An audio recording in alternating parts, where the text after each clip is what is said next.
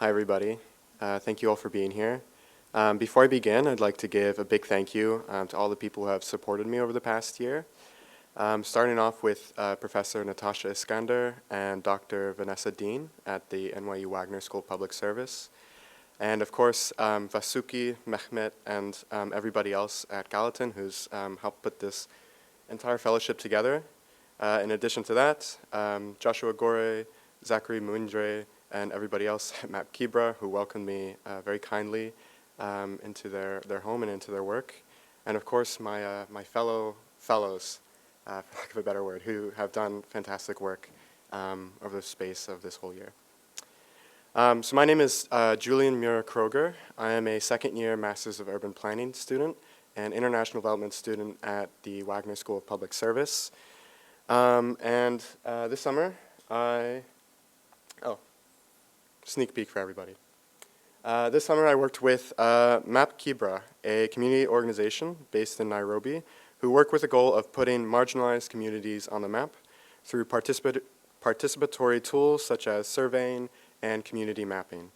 In 2008, when they were founded, this meant literally creating the first publicly accessible map of Kibra, which is one of, if not the largest, informal settlements or slums in Kenya and Africa writ large. My work with MAP Kibra centered around these 4 projects here, but I spent most of my time working on the one highlighted in red, which was working with their research team to prepare for a year-long economic impact survey, measuring how streetlight installation impacts people's incomes, day-to-day lives, and feelings of safety and security. Now, the actual work of this was quite technical, as our objective centered around finding ways to reconnect with survey respondents for the second round of a survey set to take place a year after the first round. In many places around the world, this would be a pretty easy endeavor. You just ask for someone's address, and then you put in a spreadsheet, and you go back at some point. Unfortunately, addresses are a luxury not afforded to Kibrans. And with the density of households in each of the villages that make up Kibra, even mapping a single household becomes a much more difficult task than one might initially expect.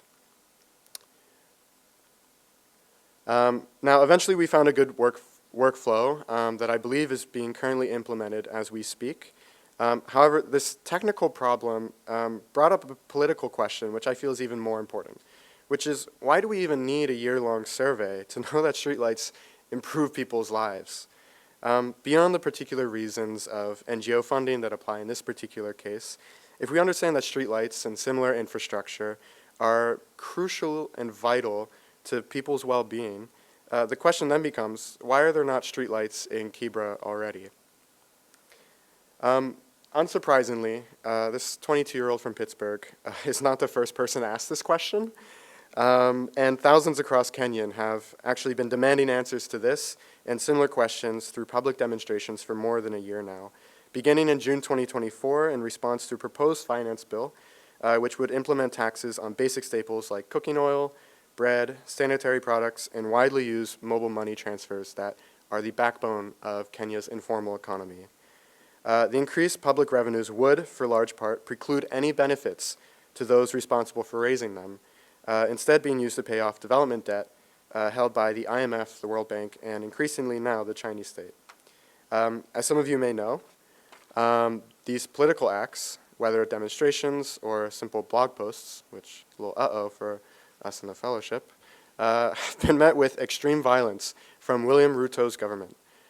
Following the initial demonstrations on June 25th, 2024, reports abounded of extrajudicial killings, kidnappings, and torture. So when the anniversary of that day rolled around this year, marking a year of the most clear and obvious suppression of dissent, people poured into the streets of Nairobi, Mombasa, and every city and town in between to express their anger with this corruption and state violence. I was there in Nairobi to witness this, and what I saw was clear.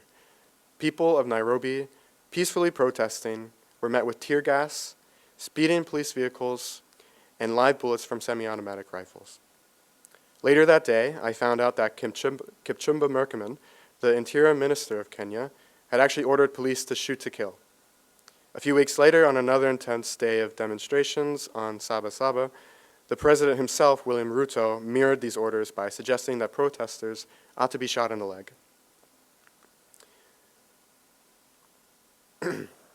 Now, this may seem a far distance from the mapping and surveying work that I was doing with MapKibra, but I'd argue that the opposite is actually in fact true.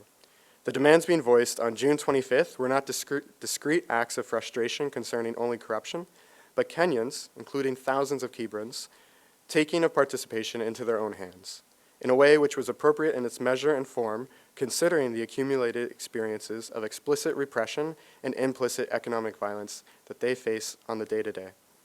In other words, Kenyans redefined participation, choosing not to wait for an NGO to ask them if streetlights are beneficial, but rather telling their government in the clearest terms possible that their installation is overdue.